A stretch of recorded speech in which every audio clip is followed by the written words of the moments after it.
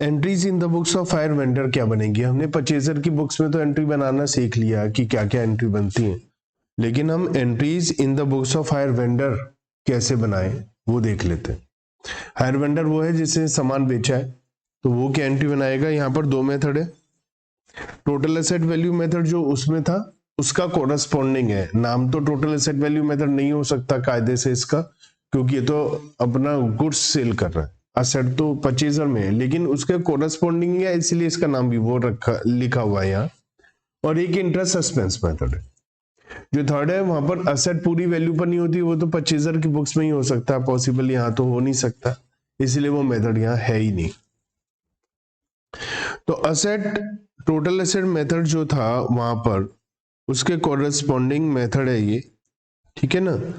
Debit हमें higher purchaser account करना होता है, हमें हायर परचेजर से पैसा लेना है, तो हम हायर परचेजर हमारे लिए एसेट है उसे डेबिट करेंगे और क्रेडिट करेंगे सेल्स अकाउंट को, मतलब हायर सेल्स अकाउंट को कि हमने सेल करी। फिर बाकी सब कुछ लगभग वैसे ही होता चला जाएगा। कैसे एंट्रीज हैं वो आप लिखना शुरू करिए, मैं भी आपको समझाता हूँ। एंट्रीज को समझते हैं क्या एंट्री होगी।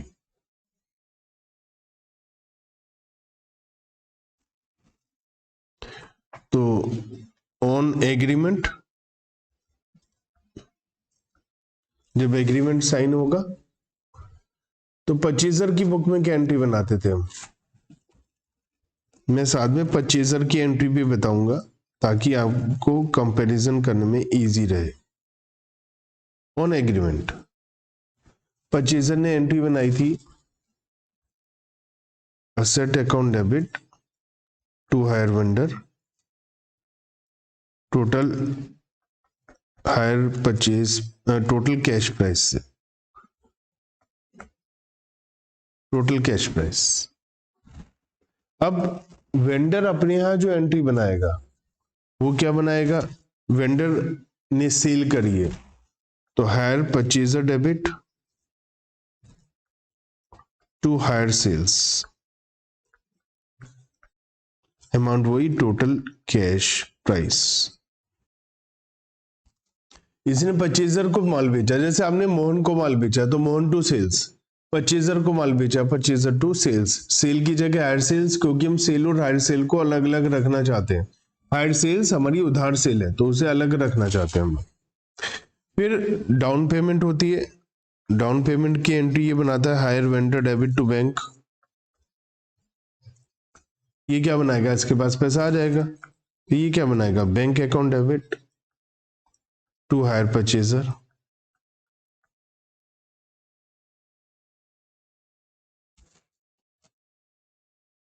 ठीक है।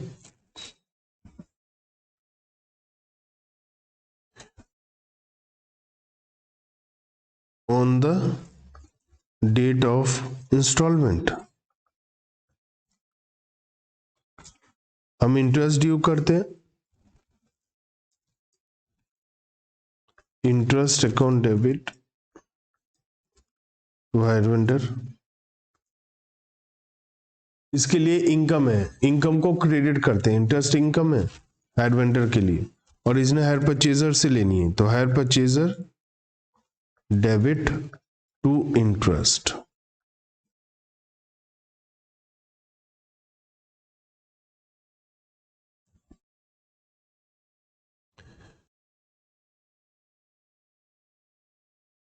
इसके बाद पेमेंट होती है, पेमेंट की एंट्री तो डाउन पेमेंट वाली ही बनेगी, जो डाउन पेमेंट की एंट्री है सेम वही एंट्री बनेगी, हायर वेंडर टू बैंक, यहां पर बैंक टू हायर परचेजर।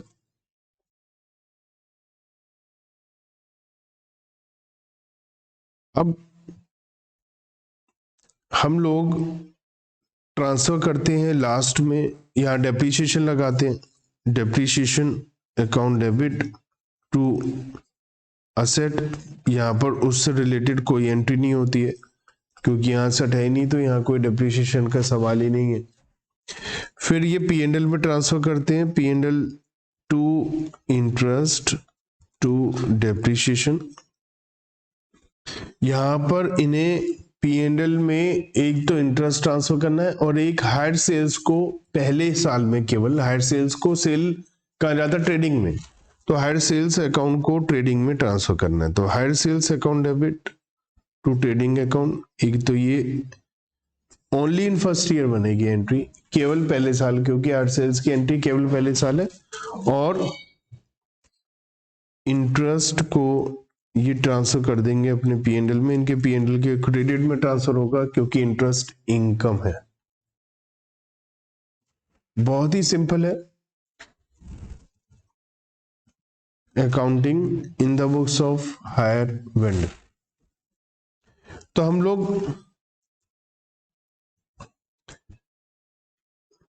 वही क्वेश्चन जो हमने किया था वही क्वेश्चन है, क्वेश्चन नंबर 6, ध्यान से देखेंगे तो वही क्वेश्चन है। उसी क्वेश्चन को हम करते हैं in the books of B machines limited. हमने जो बी मशीन्स लिमिटेड में एंट्री बनानी है हायर वेंडर की बुक्स में, बनाते हैं बी मशीन्स लिमिटेड। हम बहुत सारा काम इस क्वेश्चन से रिलेटेड कर चुके हैं। सबसे पहले 1/1/2010 को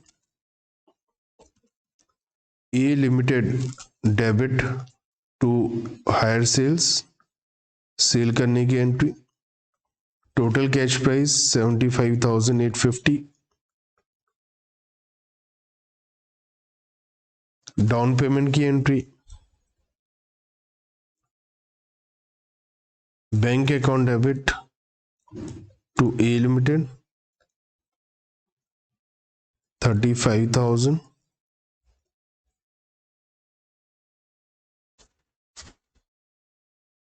ड्यू डेट इंटरेस्ट ड्यू होगा A limited debit to interest, first year का इंटरेस्ट कितना था 2043, पेमेंट मिलेगी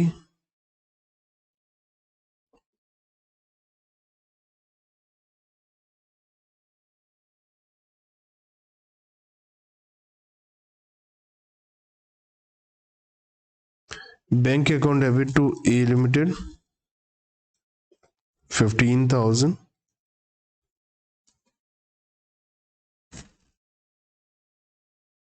ट्रांसफर होगा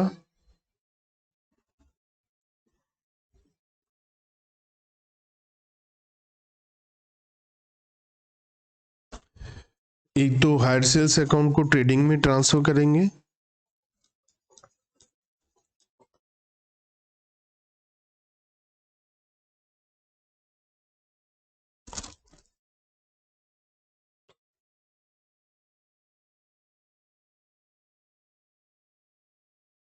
और इंटरेस्ट अकाउंट को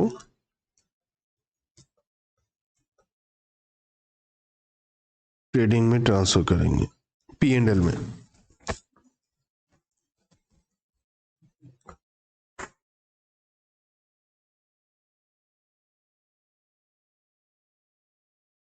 ये फर्स्ट एंट्री है, फर्स्ट ईयर की एंट्रीज है।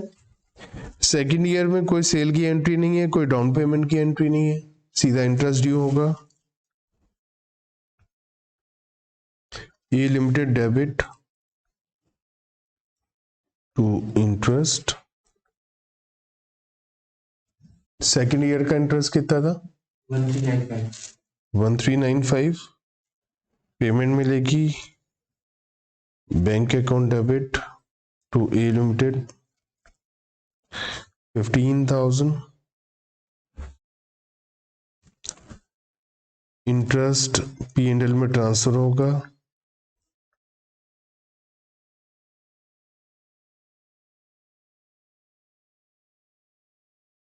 ये सेकंड ईयर की एंट्री है, 3 ही एंट्री बनेगी।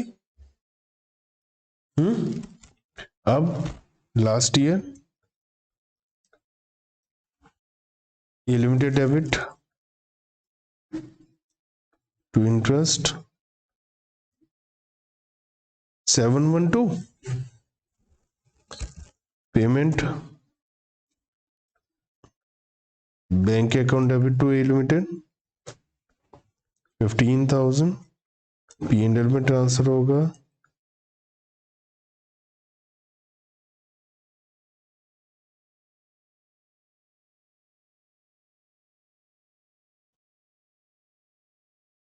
तो ये तीनों साल की अकाउंटिंग है, जर्नल एंट्रीज है इन the books of higher vendor. कौन कौन से अकाउंट बनाएगा ये लेजर में? एक तो ए लिमिटेड का अकाउंट बनाएगा ये,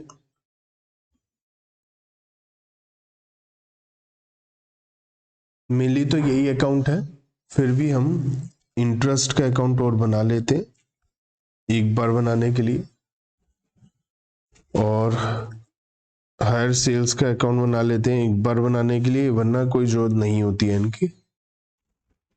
तो और हायर वेंडर की बुक्स में जनरली पूछते भी कम है, परचेजर की बुक्स में ज्यादा पूछा जाता है। तो सबसे पहले सेल्स होगी, तो to hire sales, down payment मिलेगा, इंटरेस्ट ड्यू होगा,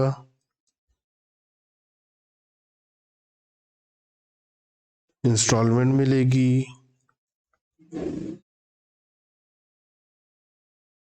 बैलेंस आएगा,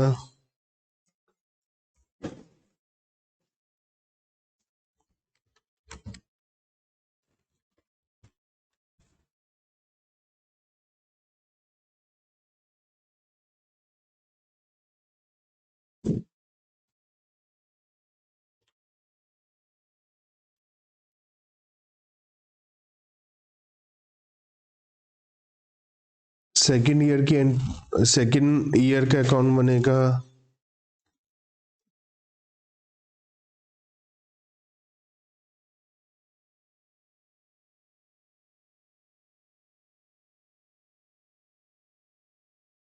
इंटरेस्ट ड्यू होगा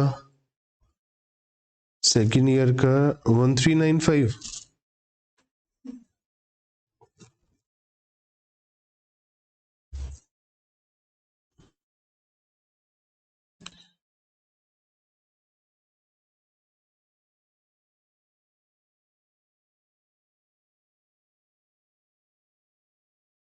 उसके बाद में पेमेंट और बैलेंस, ऐसे सेकेंड और थर्ड ईयर को कंप्लीट करिए।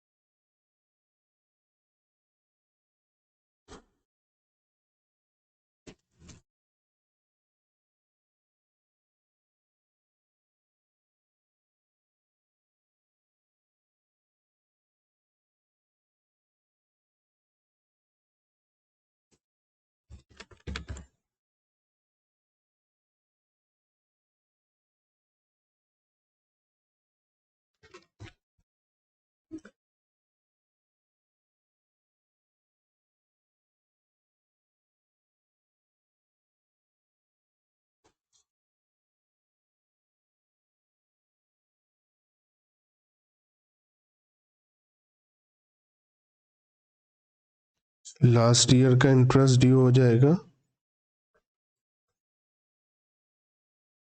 712,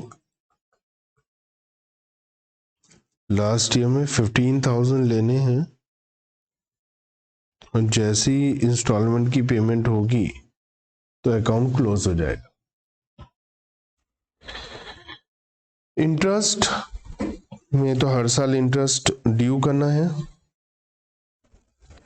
तो 31/12/10 by A limited 2043 to P&L 2043,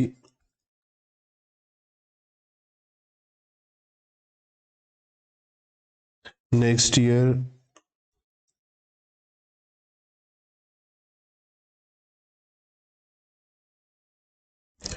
$1,395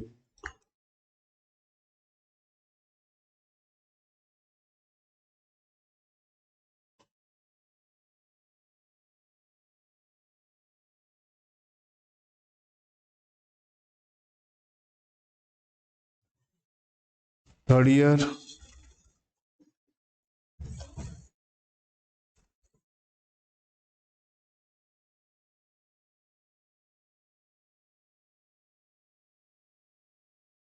seven one to,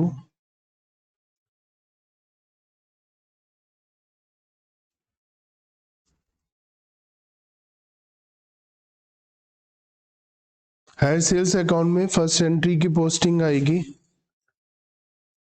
bye A limited 75,850 और फर्स्ट ईयर के एंड में ये ट्रेडिंग अकाउंट में ट्रांसफर हो जाएगा 75,850।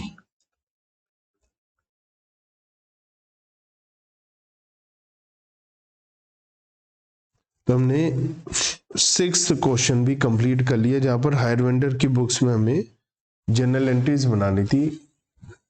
क्वेश्चन में कुछ भी नहीं कहेगा तो इसी मेथड से हमें काम करना है।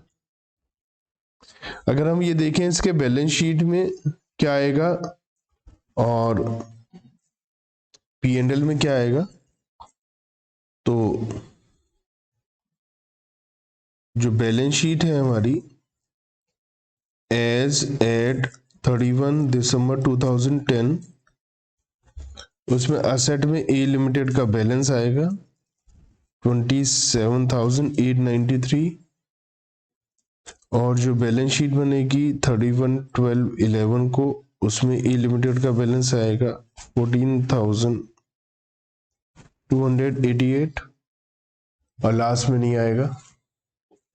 P&L अकाउंट के क्रेडिट में आएगा 2010 ईयर के लिए इंटरेस्ट